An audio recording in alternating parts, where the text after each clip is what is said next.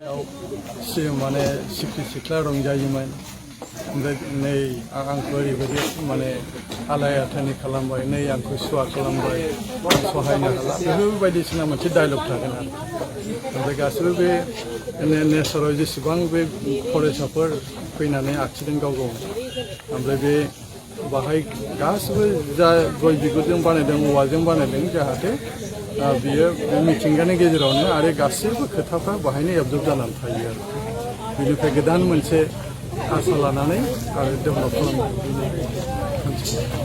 लेभेलाव जे गाज्रि मोनसे परिबेस जाबाय बे परिबेसखौ जोङो दिन्थिनानै फोरमायनानै नेक्स्टआव जों मा मावगोन बेनिनो मोनसे मोजां मोनसे मेसेज हरनो बिसोर नाजादों आरो बिदि बिदिन्थि आरो बे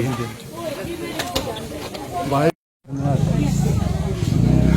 सिम्बलाइज खालामदों फार्स्टआव माबा फैगोन आरो बिलाइ दंफां बिलाइ नेचारेल बिलाइ फैगोन लासैनो फैयै फैनानै प्लास्टिक बथल बायदिसिना फैनानै प्लास्टिक आरो बाहाय मोनसे मेसेज जागोन जे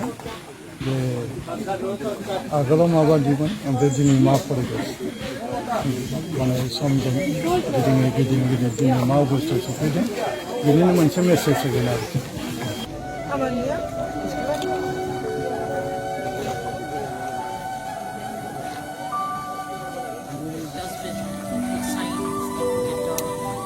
Forest department has put up signboards. So by and by we can use that.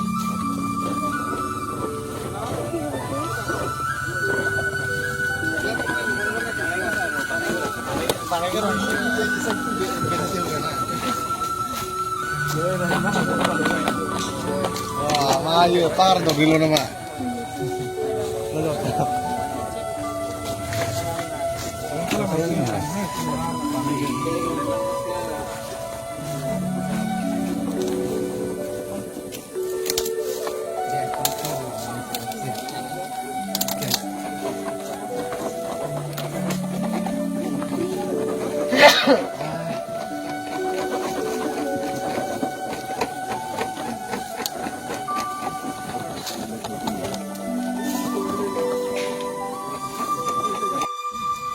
गाबोन माखिगोन नामा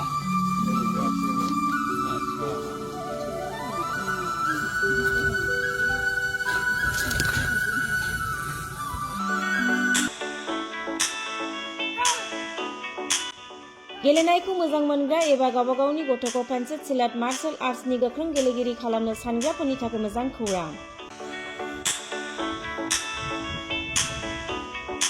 चिरां जिल्लानि Sapaguri Pencak Silat Martial Arts एकाडेमियाव मुं थिसननाया सोलिगासिनो। नोंथांमोना नोंथांमोननि गथ'खौ सापागुरि पेन्सिल सिलेट मार्शल आर्ट्सनि एकाडेमियाव मुं थिसननो हागोन। फोरोंनायनि जायगाया जाबाय सापागुरि लावज्रिपारा दगरपारा गेलेग्रा फोथार आरो बेरांगाव हास्रावबारि। मख'जाथाव the Sapaguri Pencak Silat Martial Arts एकाडेमिनि सोलोंसाफ्रा गुबुन गुबुन जायगायाव गेलेफैनानै जाफुंसारदों। नोंथांमोनाबो नोंथांनि गथ'खौ Sapaguri Pencak Silat Martial Arts एकाडेमियाव मुं थिसननानै पेन्सिल सिलेट मार्शल आर्ट्सनि आखा-फाखा गेलेगिरि खालामदो।